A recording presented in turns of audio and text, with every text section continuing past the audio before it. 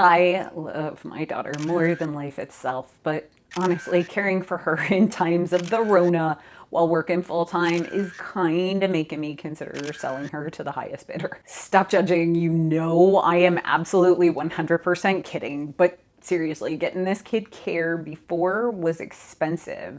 And now, with everything that's going on in the world, it's getting completely ridiculous.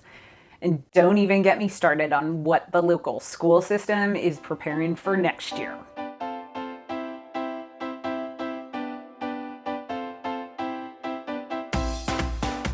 Hi, I'm Wendy Valencia. My husband Mauricio and I have been budgeting for most of our marriage, and we thought we had seen it all. I'm not gonna lie, until recently, that is. Y'all know we've changed our budgeting system so many times over the years. You've been with us through several of the changes.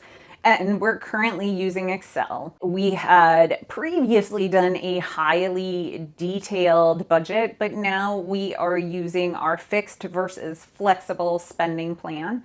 And basically, what that is the fixed expenses are the expenses that are non stressors for us. They don't cause us to go wildly over. They are the things that every month are pretty consistent. So, like gas and the monthly expenses, the medical expenses, although medical in the past has been a widely varied expense, right now we're pretty fixed on that every month. The flexible expenses are the expenses that are stressors for my family. They are the places that we could go wildly over budget should we not intend to, like food. Food is a huge stressor in my family. Sometimes we are solid, and sometimes it is like we have gone off the deep end. Another category that falls under the flexible expenses is clothes, because it seems like we do throw clothes in there a lot, and it's usually a surprise because Melina has gotten up and grown like 6 inches. It happens as if overnight. Like one day she goes to bed and her clothes fit, the next day she gets up and she can't wear any of the clothes she wore the day before. And then, of course, our final category in the flexible expenses is our miscellaneous category, the category that I don't know where to put stuff. And this is the category that I can legitimately go off the chain. I feel like fixed expenses and flexible expenses is probably not the right titles for it. So if y'all have any suggestions, leave me the comments down below, because I just feel like fixed and flexible is it's for something else, not for the budget that we have. I do sell this template on my website, which I'll leave in the description box down below. So if you're interested in purchasing it, you can do that. So let's go over our July 2020 Excel budget. So this month coming up, we have a total income of $12,153.61. And our income includes my salary, my husband's salary, and lots of little random deposits throughout the month. So that's why it's higher than usual. Is we've gotten a lot of FSA kickbacks this month, and like the Rakuten check and all of that kind of stuff. And we are one full month ahead in our budget. So what we earn in June goes to pay July's bills. So this is all the money that we earn during the month of June. And on July 1st, we drop that full amount into our checking account. And that is the money we use to operate for the whole month of July. So let's go over our fixed expenses. So at 4% right now, we have our utilities for $466.99. And that includes $270 for our storage unit, $170 for our cell phone, and $6.99 for Skype. And I know you want to know why I have a storage unit, but it's a secret. Okay, it's really not. We have a storage unit because we live with my parents right now, and everything we own is in the storage unit, and it's all mine and all the stuff I love. And we actually pared down significantly before going into the storage unit. So everything in the storage unit is what we don't want to sell. So yeah, we have a lot of custom made furniture, a lot of amazing stuff in there, and I miss it so much. So now at 43%, Yes, you heard me right. 43% of our income this month, we are going to put it towards the kids category. And so it looks like we're going to be jumping right on into my whining right now because that's what I'm doing. Yeah, seriously, 43%. Okay, really, it isn't actually as bad as it looks. 500 is for the nanny, and 4,750 is for a summer camp that is for both July and August. Because the nanny expenses for June were over $3,000. So this is actually a savings for July and August. Everything that's going on, why would I choose to send my child to a summer camp? Because the place that we are sending her is doing social bubbles. So if you have to pay for the entire July and August time period to go to the camp, and your child will be put in a little tiny social bubble, and that is the group of kids that they're going to spend the entire summer with. They will be wearing masks, and they will be doing regular hand sanitization and the whole gamut. So I feel like this is the best we're going to do, because come August, they're going to be starting school again. It's a real thing. Are you feeling my pain with all of this childcare stuff? Because if you are, give me a thumbs up. So all of us that are in this dual working parent child care debacle that's going on in the world right now, we'll all know that we're not alone in this whole thing. Plus, the thumbs up helps me know, that what I'm talking about is resonating with y'all, because I really do try and make content that works for you guys. So if ever you want to see something particular for me, you can always leave me a comment down below, and I will try and, fit that into my content schedule for sure, because I want you guys to see what you want to see. Oh, and I almost forgot, if you're new here, welcome. We do go through our budget every single month, so make sure you subscribe so it'll come up in your feed when we make our next budget video. And we do try and make budgeting humorous here, and probably a little bit sarcastic, because that's who I am. Okay, I'm a lot sarcastic, but today it appears that I'm going to be whiny, and wine is going to be the predominant emotion. If it weren't 11 o'clock in the morning, I'd have a glass of wine, but that would indicate I'd have a problem. So no wine with my wine. So giving. We have $500 set aside for giving this month, and we don't talk about where we give because I don't want that kind of judgment. I give where I feel compelled to give, and yeah. So we keep that to ourselves, but know that we have $500 in the giving category. And this month it only includes charitable giving, not any other giving, because our giving category does include charitable giving and gift giving as well. In our insurance category, we have 3%, and that is $312.47 going to USAA, which seems high. Oh, I know why. I'm dumb. So the insurance category, which is 3%, is $312.47 total, not USAA. My USAA insurance is $173.01, which includes my renters and my life insurance. I said renters and my life insurance. Seriously, it's a blonde day here.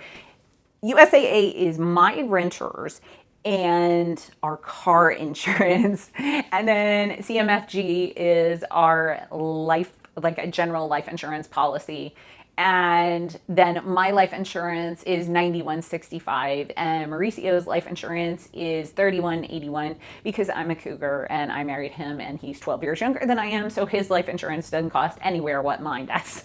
And then our transportation category is 2%, and that is $200 for gas and $90 for Mauricio parking at the office. Our medical this month is also running 2%, and that is for $250, because Both Mauricio and I need new glasses, and we both had our eye exams last month.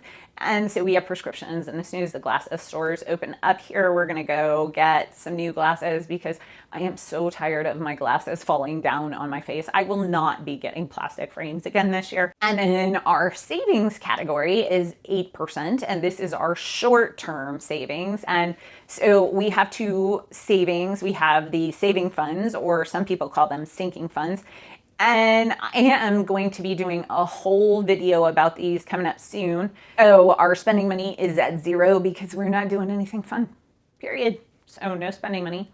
Our subscriptions are running $76.88 for the month, and our subscriptions are anything that recurs monthly. So that means we have $9.99 for Google storage, $14.95 for Audible, which I loved. Have I mentioned I love Audible? Because I think I pretty much talk about it every single month, because Audible is like my salvation right now through all of this. I'm listening to The Murmur of the Bees, and I know I mentioned I was listening to several books last month, and I love them. But I'm almost done with The Murmur of the Bees, which is a book that was originally written in Spanish and has been translated to English. And I have been loving this book. Although there was a period that it was stressing me out because it's one of those like historical fiction. It's written in like from 1910 to like, well, right now I think I'm at like 1928. And so there is discussion of the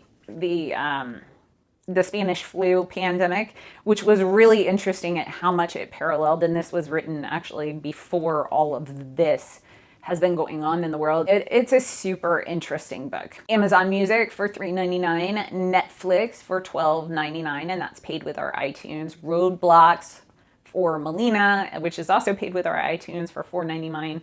Circle Go, also paid with iTunes for $4.99. The grocery online delivery service that I cannot say aloud because YouTube loves to misinterpret what I say, for $14.99 a month, which I'm probably going to cancel.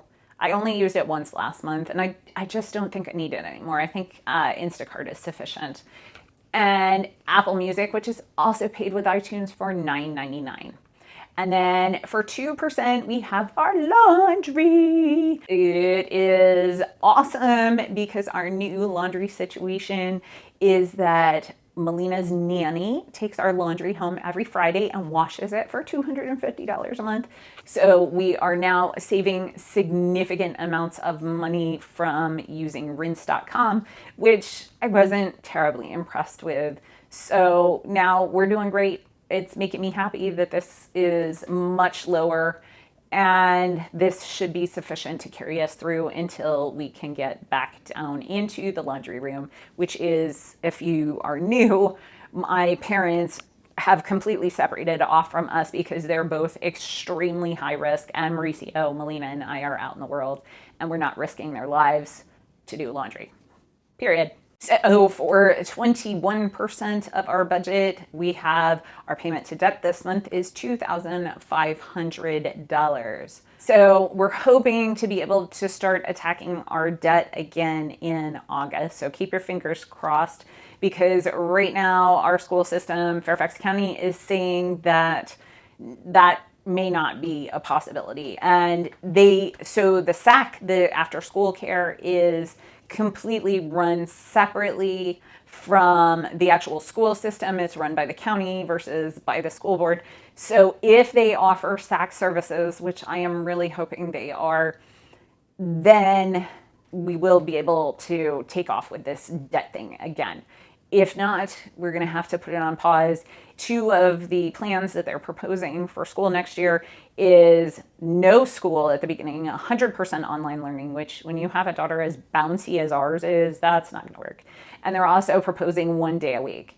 So those are two of the possibilities. And if that is the case and they are not having SAC, we're actually looking at putting Melina in a private school that is open full time, because we got to have Melina in school. And a private school, one of the local private schools, is about $8,000, $7,500 for the entire year. And that's one of the cheaper private schools. There are more expensive private schools, obviously. If you run the numbers, if we have to have a nanny for $3,000 a month and it's going to be several months before they actually get back to school full time, it's probably cheaper for us to go ahead and pay for a full year of private school and just pull her out once the school goes back to normal. In our house, if you're new here, our house is 100% based on numbers. We run the numbers for everything, and numbers guide our finances. Damn you, COVID. This will be month number 4 of COVID-19 destroying my financial goals. And I'm getting pretty tired of it. I'm not gonna lie. Did I mention this might be a whiny video? Maybe I should change the title to the July 2020 budget, whiny, bitter, and hostile. Anyway, Mauricio's tuition is 0 right now. We don't register for classes until August, if they're even having classes. They canceled classes for the whole summer for architecture. Any of the classes they can do online, they did them online, but architecture, they decided they needed to have those live. And then our long-term savings, we have at 0 this month. And our flexible expenses, the expenses that cause us, whatever, we have those set at $12.57 and 27 cents. And that can be spent anywhere on food, clothing, or the always famous miscellaneous category. Chances are it'll be mostly food.